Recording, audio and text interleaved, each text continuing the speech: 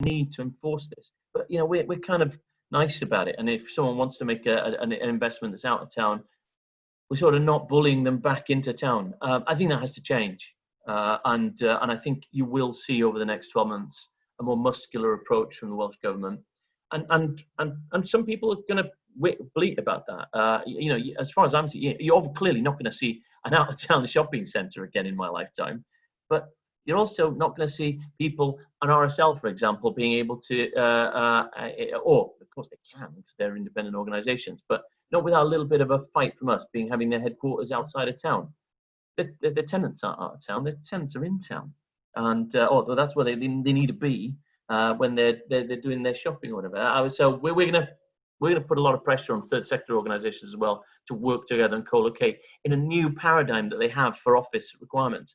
A lot of them won't need the same office space, but they need to be together. If they're taking a government grant, then we're going to put some conditions in there. Now that won't go down fabulously, but it will be part of the answer.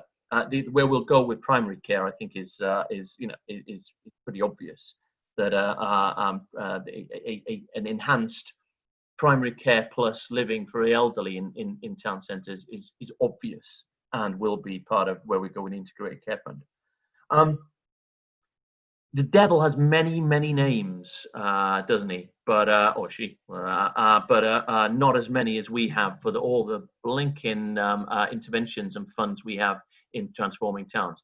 We have VVP, we have TRI, we have BFF, we have TCL, and I could go on. I'm confused by it, and I run the things. I think we're going to have a far simpler branding, a single transforming towns fund that can be accessed by the practitioners. Because I don't know how you practitioners work within it, quite frankly.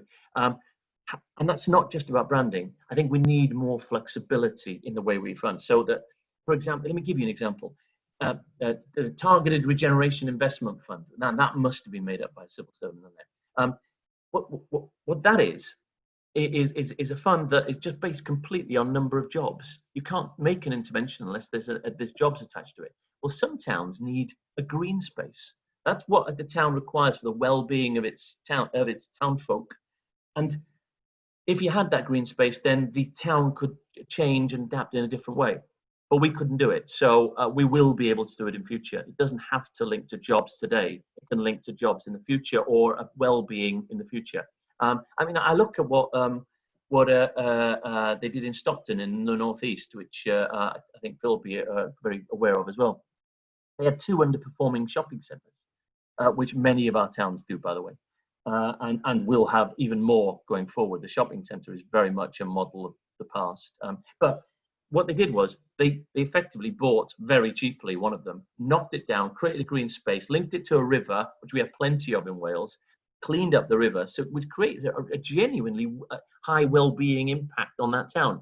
They moved the residual businesses out of one of the underperforming shopping centres, moved them into one, so it was buzzing there, and created a more focused retail offer. That's smart thinking.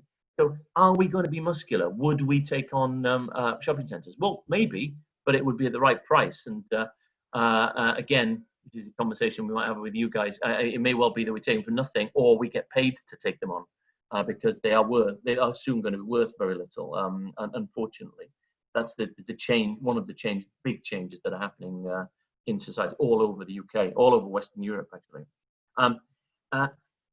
The other part, I think, is about the muscularity of public sector intervention is enforcement. Look, CPO is the right at the end, and it's when negotiation fails. There are a whole load of enforcement activities that can be taken long before CPO, and we're in the process at the moment of training right across Wales.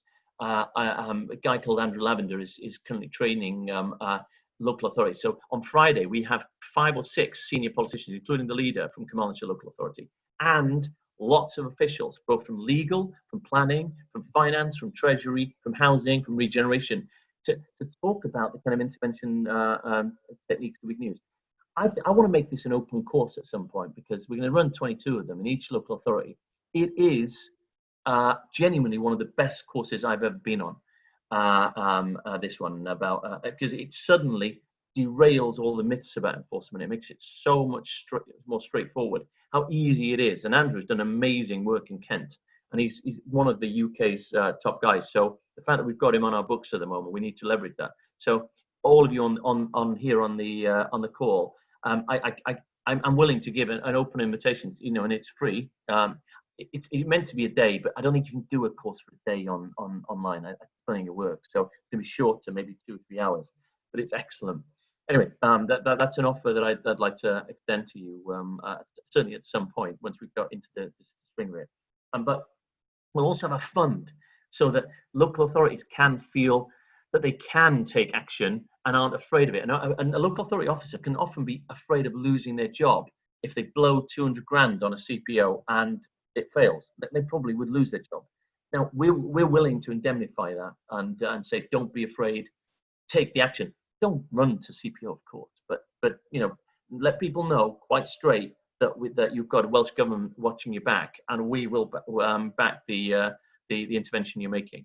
And I think we'll see just that simple act of knowing you've got the government behind you will make people realise that we're not going to put up with older buildings or newer buildings just laying empty, stinking up the high street forever. It's unacceptable. Quite frankly, absentee landlords don't have any agency. They don't have a great political following. I don't think being more robust with them has very much downside in my opinion. Anyway, the last part I'd just like to go on, and again, I'm not going to focus on why towns matter. I think I can't articulate as well as. Whoops, have I disappeared? No, I'm still there. As well as I can't articulate as well as Phil is, so I'm not going to try. But I do want to stress this point about engagement. The towns that are genuinely successful are the ones where the engagement happens and the creative ideas happen bottom up. We often use a Treorchy as an example. Now, Treorchy doesn't have lots of visitor attractions there, but what it's done is create a town from the bottom up in a similar way to the way Phil was describing, you know, the ideal town in Scotland with those close supply chains and people working together to come up with creative ideas. I always often think about Altrincham, which was a town that was dying. And then one of my closest friends created Alty Market, which some of you will have heard of, and transformed the centre of Altrincham. And that benefit has just seeped out because it was creative, it was different, and it was smart. Now, admittedly, they've got a lot of money around that area, but still, that's the kind of thinking that we need. The other part is this bottom-up engagement. We have bids, of course we do, and some of them are successful, some of them a bit less successful. But bids aren't the only way. You know, we're agnostic about the way that community-level engagement happens. We're agnostic about the vehicle anyway. It's important that it happens.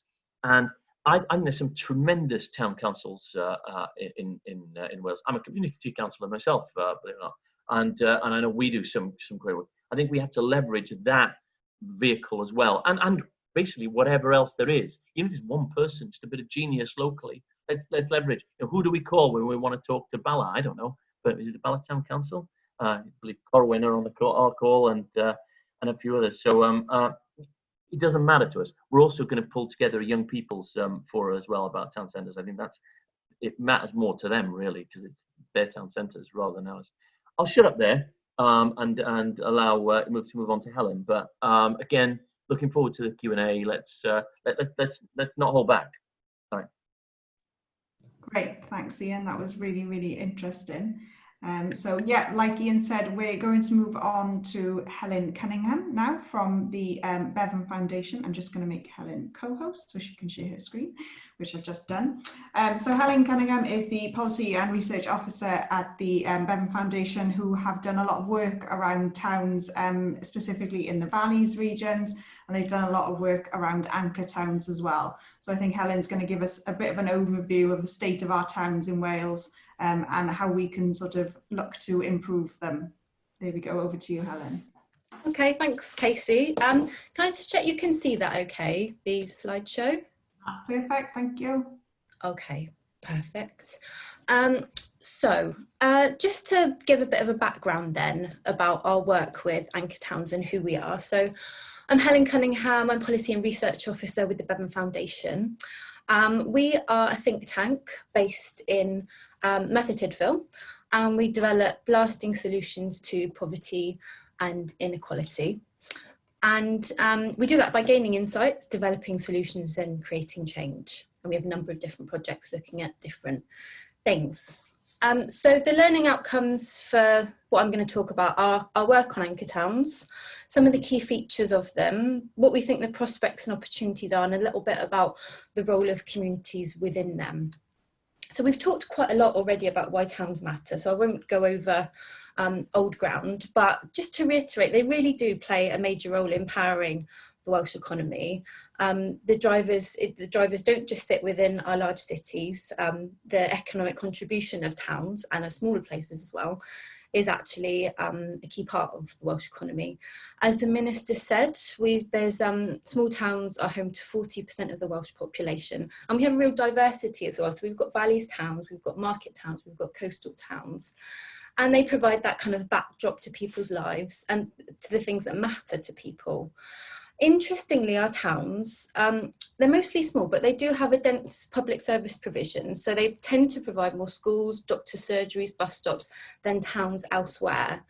And of course, there's a link to the kind of development of the foundational economy narrative with foundational livability, which is not just about the economic development, but actually the kind of social infrastructure that's needed for people to have a good standard of living.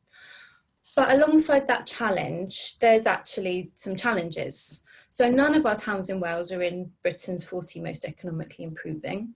And we have more deprivation in Welsh towns than in any other region in England or Scotland.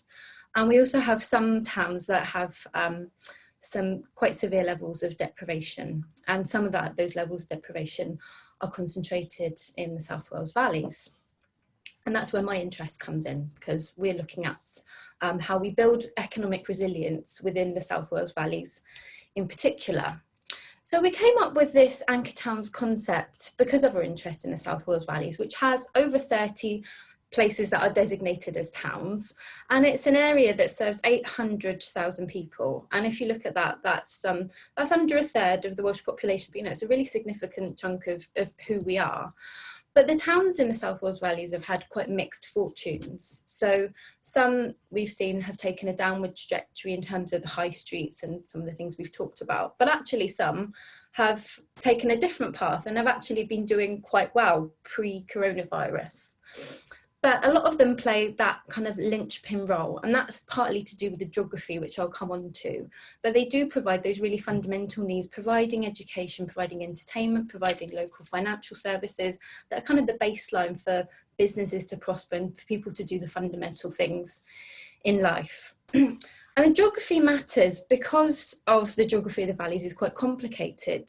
So many of the towns that we're talking about, they're not necessarily have that proximity from larger centres of economic activity. And some places are quite geographically isolated. So those towns become really important.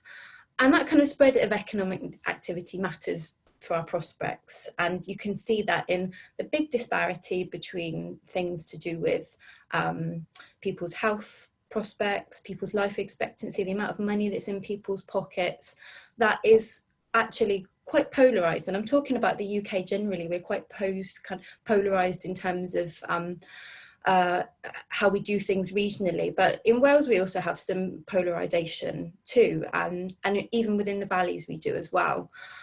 So we were looking at it from a perspective of how do you get a better regional balance in this area, which really accounts for a large part of the Welsh population.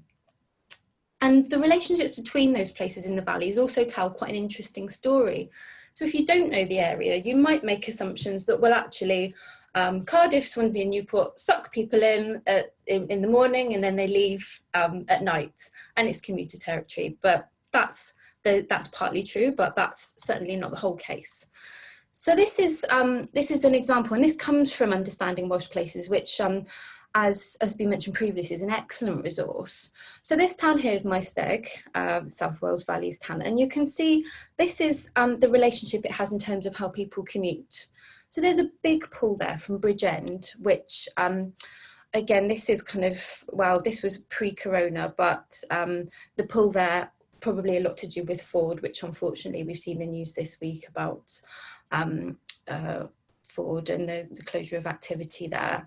But the pull is multi-dimensional. So there's a pull from Neath, from Swansea, from Newport. There's one from Cardiff, but then there's these other littler ones, the smaller settlements. Porthcawl as well is there. And then the second one here, this is Ebbw Vale, which again is really interesting in terms of kind of the diversity of pull that's going on. So that's going on across a number of different valleys, across different authorities. It's going right the way from Monmouthshire over to Swansea and right up into the Brecon Beacons. And so Merthyr Tydfil we've taken as a case study for what an anchor town could be and what an anchor town is. So if you look at Merthyr Tydfil, it's got a commuting pattern of people leaving, but also people coming in for work as well. So there's around 10,000 inward commuters coming into Merthyr Tydfil.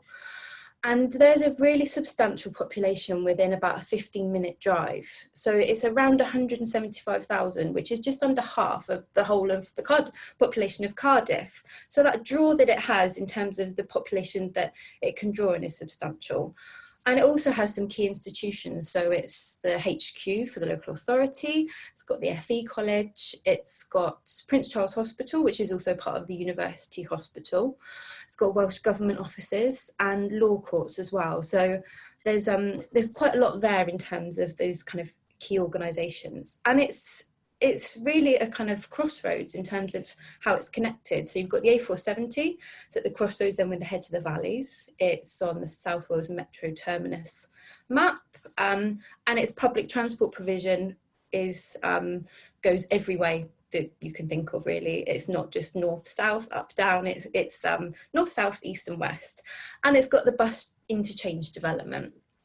And then alongside that, it actually attracts commercial and public investment. So if you think about Cyfarthfa Retail Park, Trigo Mills, it has a distinct identity too for those people who are familiar with the kind of heritage of Merthyr, with Cyfarthfa Castle, Brecon Mountain Railway, the Red House, which is quite iconic in the town.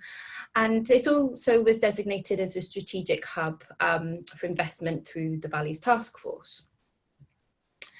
So this is a quote from some of our work on anchor towns. So we say that the concept brings together the benefits of focused investments with the potential to stimulate the foundational economy, the presence of anchor institutions and local everyday business, along with that good connectivity and infrastructure.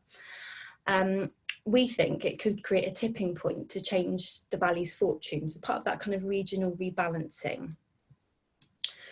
So this is some of the key features of an anchor town. It's got to have that sizable population because it's about critical mass, actually, that's part of it.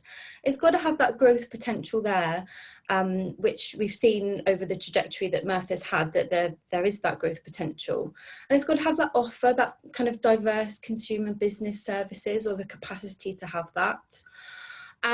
We said a sub-regional counterweight because it's going back to the complexity really of the valleys and kind of tipping the balance so that it tips kind of economic activity back into a place where there's a lot of people. It's got to have strong local transport networks to enable that connectivity that you have to have with this kind of anchor town, and have those anchor institutions as kind of core public services that, as I said before, kind of fundamental for a decent life. And then just a few points on the kind of economic side. So I mentioned, for example, the Welsh Government offices there and other key organisations, but it's really important that they're integrated into the town. So it's one thing to relocate a key agency or a key government department, but actually to maximise that, it's about making sure that it's really integrated into that place and into the region. And then in terms of the business services and opportunities, there has to be that element around growth and clustering and the kind of offer in terms of business units that are appropriate, that people want to use. It's got to have that diversity, and you've got to retain the existing businesses as well. And then for consumers, that's also about diversity and having that footfall to ensure that those businesses get the traffic they need from people for them to function. And that it's about not just, out of town shopping, I think has been mentioned previously, but it's about independent businesses, it's about social businesses, it's about self-employed. So we say that they build on and add to the kind of cultural, civic and community life of an area. So they have the economic function, but it's not just that. So it's about guaranteeing public services and consumer services, but it's also about things like green infrastructure, having that local transport network and being within easy reach of the population. And they're towns that have a strong identity, and those distinctive characteristics are something to build on and to be part of that overall kind of character of the town. So I've mentioned that need for that distributive capacity and connection. I think that's important because actually there are places that don't necessarily have good connections, and I think it's fair to say that there are challenges around connectivity in some parts of the valleys. But importantly, they have to be a result of that collective will and collaboration amongst institutions and the wider community. It's not something that happens automatically. It's about having a shared vision and commitment and a kind of clarity of vision in order to develop that concept. It's not something that, you know, we've got these characteristics, so that's it, that's done. And then the role of communities we see as really important. So I mentioned anchor institutions and gave some examples. And the role that they have in kind of well-being is increasingly becoming a focus. They have that role in economic development as well, but they also have that role in developing the assets of a local area. So I'm kind of drawing on some work that we did separately around community responses to coronavirus, again in Merthyr Tydfil, so it's a recurring theme. But what we saw was housing associations in particular partnering up with communities and really playing a much more empowering role and saying, well, you're on the ground and you're grassroots and you've responded quickly, so we're going to give you the tools to do this because we think you're really well placed to. And kind of changing relationship there, which was really fundamental to that kind of response to COVID and to really shining a light on what kind of relationships different communities and institutions can have to meet the needs of a town. But it's not just anchor institutions. So if you think about the other institutions that play that fundamental role, you know, it's faith institutions, it's cultural, it's sporting, town and community councils are absolutely fundamental. We have a mixed picture because we have some places that do have them, we have some places that don't, but they play a really fundamental role in kind of being that anchor institution and having those networks in the community itself. You know, it's transport providers, town centre planners, business forums and chambers of trade, and community groups. And as I've said, it's linked to the town's character itself, and so it's its own individual identity. And that kind of local knowledge and relationships are critical. So to develop a place and to build on its assets, you have to draw on that local knowledge which comes from the people that understand it, understand how it's developed, its history, what the key relationships are, that kind of super local knowledge, I suppose. So yeah, Ian mentioned this is Treorchy, and I just think it's a nice example of what happens when communities kind of take the lead and take charge and transform their area. So I'm not saying Treorchy is an anchor town, but I think it's a lovely example of community activism and the transformative role that it can play. And obviously it won Best High Street, was a real high point. So in terms of prospects and opportunities, we think there's prospects of the anchor towns concept because we are a nation of towns. And although it came from our work looking at the South Wales valleys, actually we think that some of the approaches and principles within an anchor towns concept is applicable to other parts of Wales. As we've seen, towns are trending. I think it's more than trending. I think towns are very much on the agenda. So I won't repeat what Ian's already said around the Town Centre First principle and Stronger Towns Fund. And then on the UK government side of things, obviously there's the number of different elements around the task force, Towns Deals and Future High Streets Fund. And this is just an example of UK government My Town hashtag. But as was mentioned previously, and this is really important because towns are changing and the way we use and interact with our towns are changing. So there's big demographic changes around an ageing population and around, unfortunately, with some of our towns, we're seeing declining populations. Remote working, obviously, on shared workspaces is coming up much higher on the agenda now. So we saw very recently the Welsh Government set out its ambition for 30% of workers to work remotely, and we can see that with lockdown and what's happened, and with the massive decline in kind of commuting levels, and the same for out of town developments. That's perhaps they've reached a high point, but certainly pre-coronavirus we would still hear people say, well, we're really concerned about the impact that these out of town developments have had on our high streets and on the wider town. Retail, for example, so if we look at retail in terms of the Welsh economy, it's 6% of our GVA, but then we're seeing growth in online sales, and again the impact of coronavirus on retail has been really significant. It's been one sector, non-food retail specifically. And then in terms of the future of the high streets, it's really about diversification, because if we look at the rate of empty units in our high streets and how our high streets are being impacted by coronavirus, I think a space is opening up to think quite differently and quite radically differently about what high streets are, what they do, and what their purpose is. So for me, some of that is actually around what's the cultural offer of a high street? Where's the civic space there? The opportunities for livability, for socialising, for that social infrastructure that I mentioned before, and that access to key services, which, as the pandemic has showed, are really fundamental to people's well-being.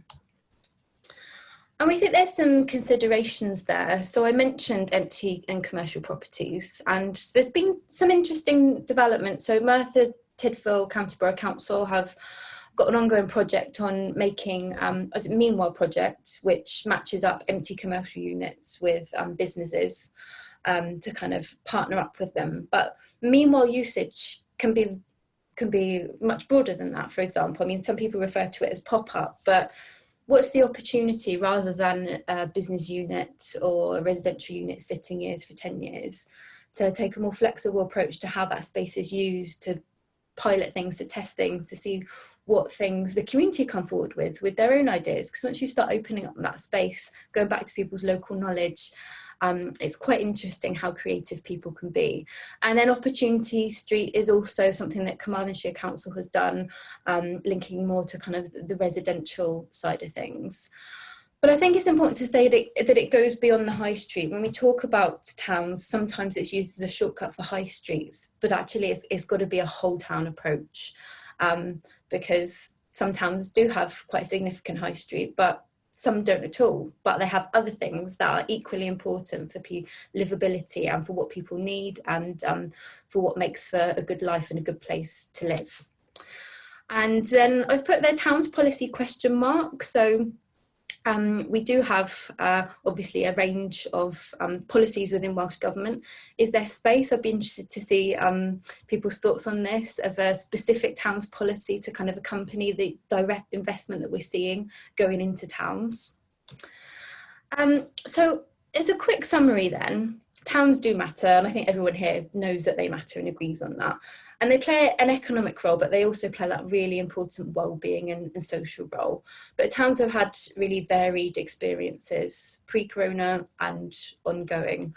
But change is possible. There's some really lovely examples, which unfortunately I haven't really had time to go into, but of that kind of change. So I mentioned Treorchy, but I think there's some other really nice ones, Hebden Bridge, Ian mentioned some as well, West Kilbride, Carnegie have done some excellent work on kind of turnaround towns, which I think I'd reference later on.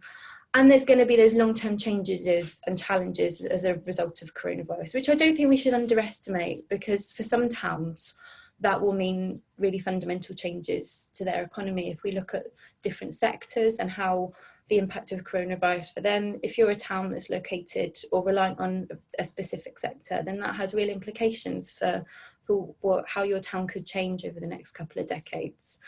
But probably the most important point for me is that it's different solutions for different places. So we've always said anchor towns, they're not a panacea, they're not a solution for everywhere, but they are an example of how to have a different kind of development model that spreads and stimulates economic activity. But fundamentally, it's about an assets-based approach, because every town has assets, every town has things that make it what it is. And to kind of unleash that full potential, it has to be paired with a real understanding of how places work and a rich understanding of what makes them what they are.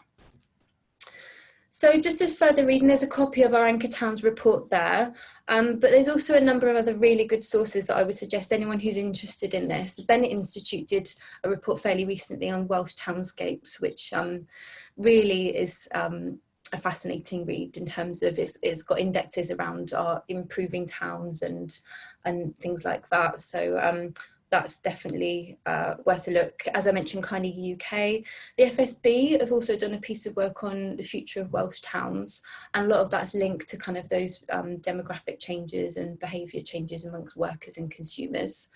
Understanding Welsh Places is an excellent website, and for those people interested specifically in the South Wales Valleys, the Industrial Communities Alliance have done some very interesting work on making places and about growth beyond the big cities, and of course the ONS and all of their publications.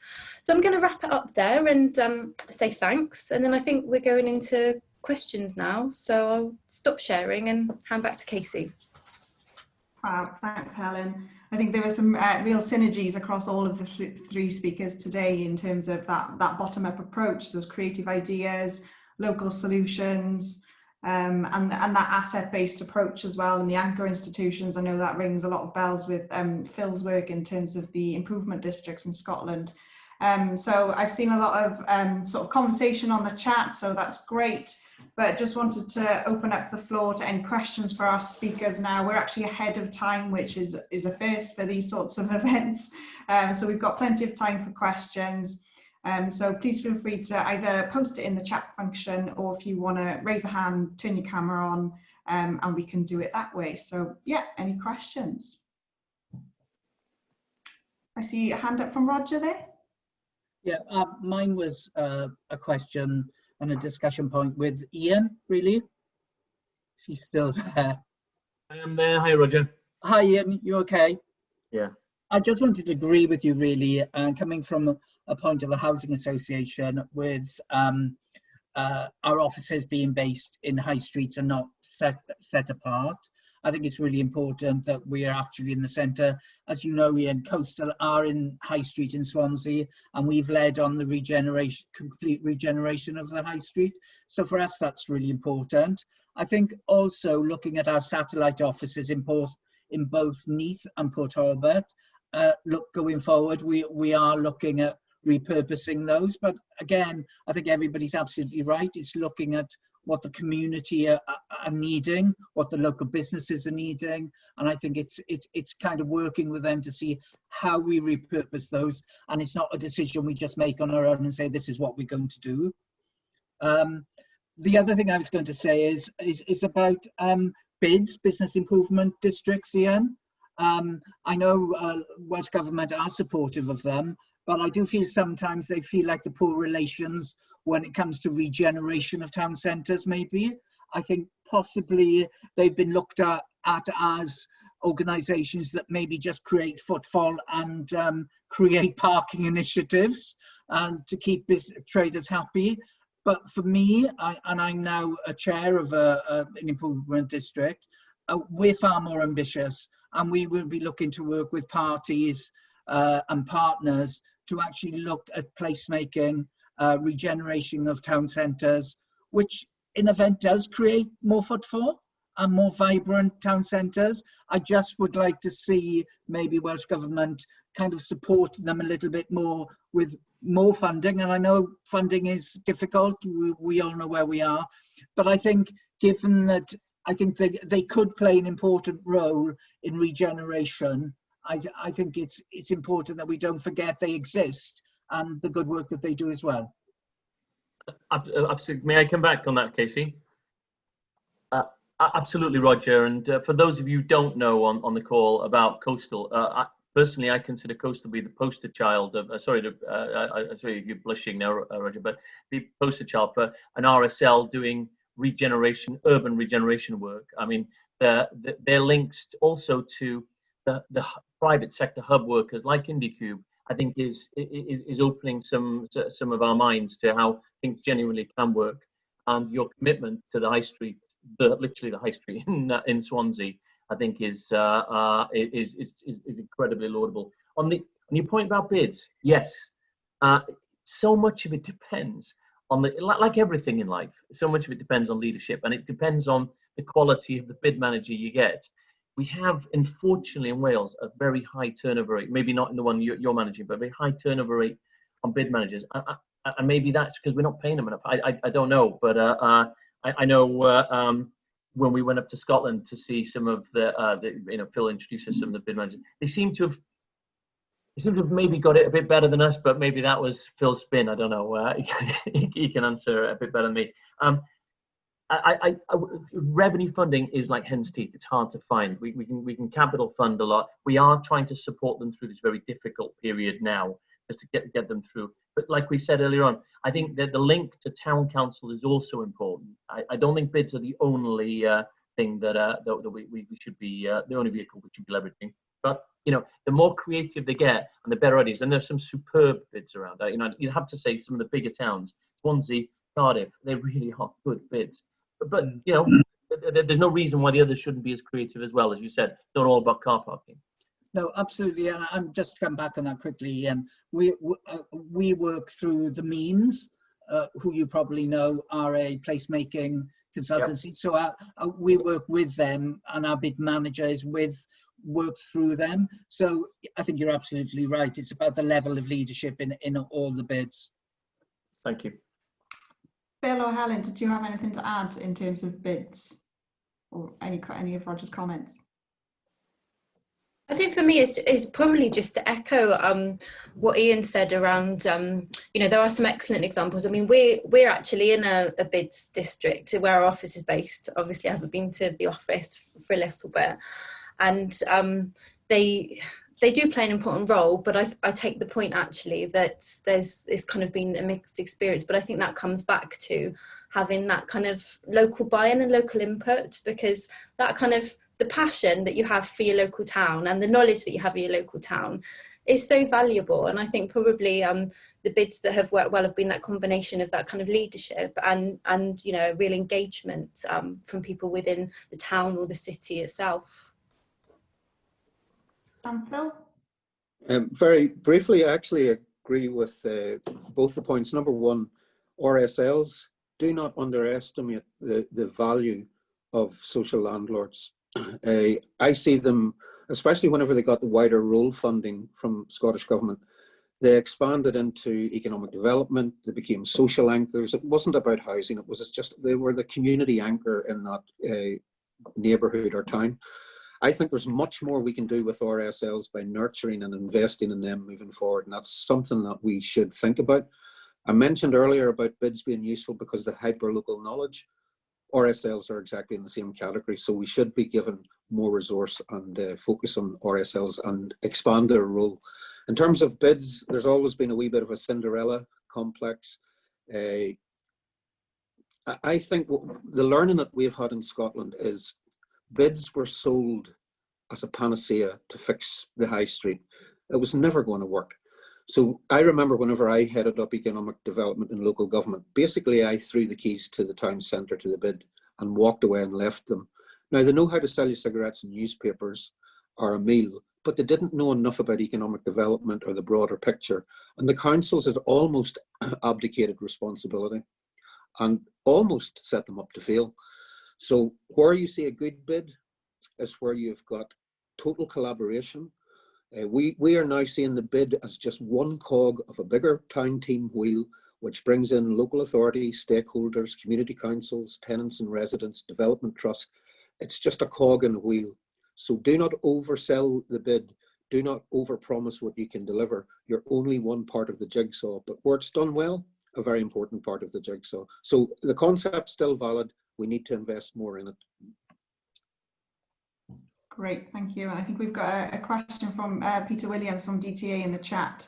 So there are excellent examples of community ownership and whole town regeneration in Wales, with Gallery in Carnarvon since the 1990s and Open New Town, which include housing elements. Can we build on these ownership approaches and repurpose town as community-owned spaces?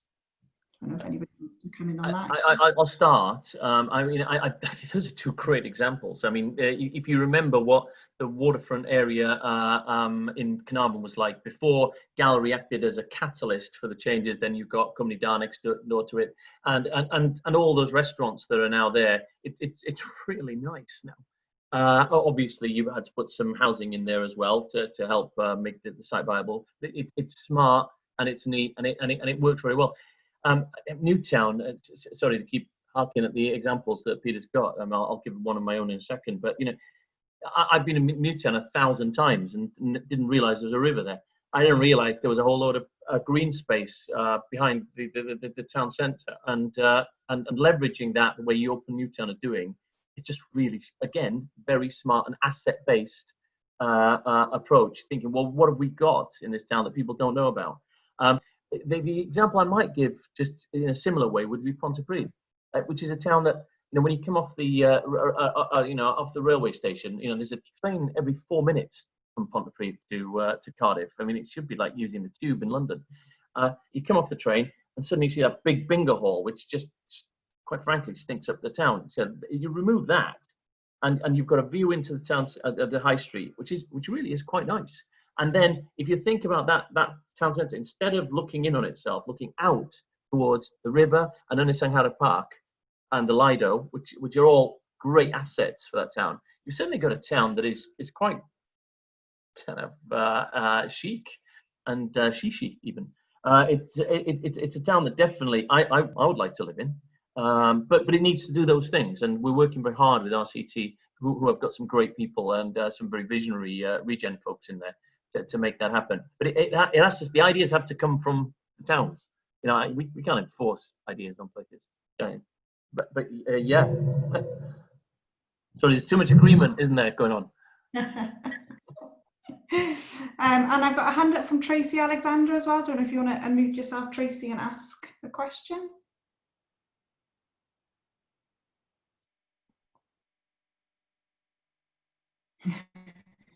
Is Tracy with us? Earth calling Tracy. I think I'll move on. Has anybody got any further questions there or comments on? Can I just come back on that, Casey, on Peter's question? Because I think he mentioned in it community ownership, and I think we've done a piece of work on this around kind of use of assets. And I know you've got I think your next session is on asset transfer, isn't it? But I think community ownership is something that we've really got more capacity to do better in Wales generally. And I think community asset transfer, I don't want to kind of go into your next session too much, but that's been on a journey in itself. But actually, if you look at the rights that communities have in Wales in terms of the right to bid, to own, to manage certain community assets, they're not necessarily the best set of rights when we look at things that are happening in Scotland and in Northern Ireland, for example. There's a campaign at the moment for a Community Rights Act. So I think that we could do some really interesting things with that. But we also have to be honest about what that requires. And I think the ingredients for that are a different kind of relationship between public bodies and communities. Probably some devolution of power, which is very difficult. It's easy to talk about, but it's harder to deliver. And actually the resourcing that is required, because it's one thing for a community to have more of a role or perhaps own something, but the reality is we're going into a recession now and our resources are tight. But to me, that's an argument for why we have to look at a bigger role for communities in assets. But I think alongside that, we have to have a cultural change in terms of the relationships that we have. So in answer to his question. But Helen, just to agree and challenge, don't we need the professional help? Because what I notice, I'm very passionate about community-led energy projects, either in towns or just outside of towns. And the problem is that these are complex commercial engagements that are very long term, and just expecting sometimes the, and I mean this not in a pejorative way, but the amateur enthusiast to be able to do it is too much. And I think having that professional support is where we keep letting down our communities, because we don't facilitate that. And I realise resources are tight, but I think until we do that, I think community anything or community-led anything won't really fly. We know how hard it's been on cooperative housing. For example, we haven't had that many successes yet in Wales. We've got in Pembrokeshire, they've got sort of a really nice model, I think. But I don't want to disparage it. I just think you've got to have that professional help. No, I absolutely agree with that, and I think that's why it has to be a partnership rather than handing something over. Because I know Peter and I have talked about, what's an asset or what's a liability, and actually that's where you can hit real problems when communities perhaps, like you say, some of it's very technical, it's very legal, but that actually comes back to the capacity for the people involved to recognise, well, we need this expertise, we don't have it ourselves, and these are the people we need to be working with. So yes, I do agree, it's not a simple case of here you go off and do it. It has to be much more of a partnership. And thank you. I just wanted to jump in because we were running out of time, but Peter mentioned in the questions about linking to the Empty Homes initiative. We've had homes above shops as something that we've been working on for a long time. It feels very 80s, more 80s than Spandau Ballet these days. Phil, you challenged this in our last conversation, saying that the problem with the homes above shops isn't so much all the technical issues around them, because there are plenty of technicals about fire escapes and planning, but it's also about the demand for it. Maybe it would be useful to mention that in this context. Yeah, I forgot to say at the outset that as part of my social role, I sit as a director on Scotland's Empty Homes Partnership as part of Shelter, so I'm quite close to this agenda. The space above shops are often seen as dumping grounds for antisocial tenants, low income, recent arrivals, which I think we need to grasp. We have gone through 2 years worth of engagement and discussions with RSLs, co-housing, Association of Local Council House Builders, Homes for Scotland, the private sector. We've basically come to the conclusion that not only is it the cost of abnormal development, but it's the fact that most people want a front and back door property. So the demographic demand has changed. So I think, again, we need to be much more radical in how we recover the space above the shop, because living above the shop, or lots as it used to be called, it's not a straightforward, easy solution. It needs, again, you need it place-based. You need to look at what the local housing need demand is. You need to look at what type of opportunities there are. And then you need to have all the stakeholders taking a sort of street approach. If you try to pick these properties off individually, the abnormal cost of redevelopment will actually scupper the viability. But if you look at it at scale of a block, and that's maybe where CPO or compulsory sales comes into play, but you must have a community rationale, a vision, and a sort of delivery mechanism for that. They're doing it in Dumfries very successfully, where the Stove Network, a community-led project, have taken on a block, and they're obviously going to repopulate. But there's a lot of learning from Scotland. So if it's something we can share with you guys to sort of cut off any blind alleys, it's not a ready-made solution. It's very complex, but it's not one that we need to ignore. It's still got lots of potential if we do it properly. Yeah, and just one that we. Sorry. I was just going to plug another one of our sessions this week that we're running on community-led housing approaches to regeneration, and we've got some really good examples from Scotland, actually, and from Hastings down on the south coast, of how people are actually repurposing shops, empty shops and properties above the shops for housing and other community uses as well. I just wanted to come quickly back to Peter from DTA, who I think wanted to talk a little bit more about community ownership. I saw his hand going up a couple of times. Yeah, I was just agreeing with the general drive around we need both enabling environment in terms of policy, which we don't have the same in Wales that we have in Scotland and in England in terms of community rights, a suite of community rights, not just a community right to buy. We need investment alongside that. Again, you look at in Scotland, the amount of funding that's gone in from central government, the lottery, into community asset transfer and the whole Land Reform Act. You know, there's the Community Empowerment Act. There's a suite of things here that are supporting the process. Also, in terms of investment, you know, we need support alongside that. I totally agree with that. You know, this isn't for the faint-hearted. It's not for everyone. But if you look at Gallery, it's not just the Cultural Enterprise Centre you see on the Victoria Dot. They incrementally own 30 properties within the town centre, you know, which had been derelict for 10, 15 years. So like, as Phil said, took 60 years, you know, to get to this point. This isn't a new thing.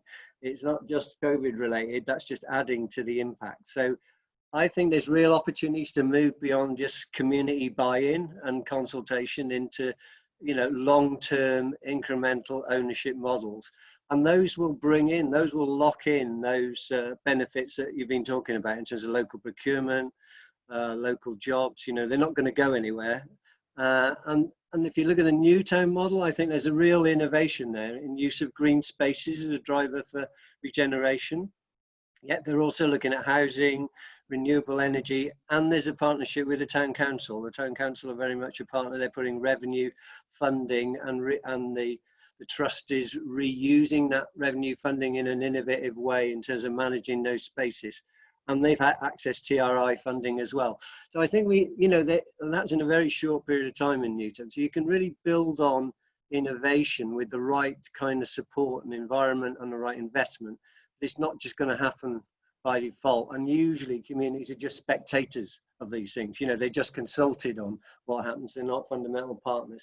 And with the decline of town centres, which is inevitable, I think, agree with the speakers as well, there's a massive opportunity around repurposing empty spaces generally, you know, on a meanwhile basis, on a long-term basis, and making those, you know, much more vibrant, different than just a retail approach. You know, we need to have more creative approaches, really. Definitely. I think everyone agrees with those comments, Peter. So I think that's a really good place to end the session. I think we could probably continue on with the conversation, but as it's coming up to 11:30, I think I'll obviously let you get on with your day.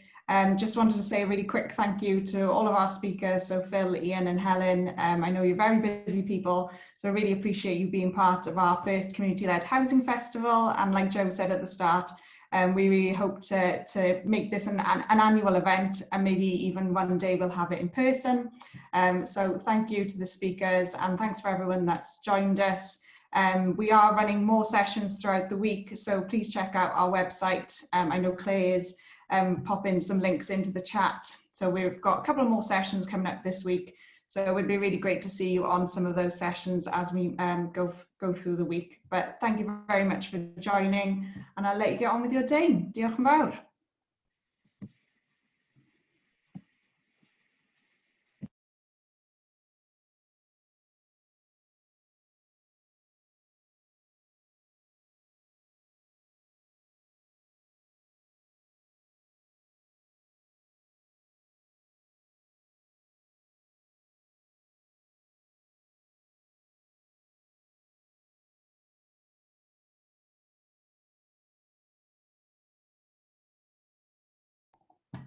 I'm just removing people now. Hello, that was really good. Let me stop recording.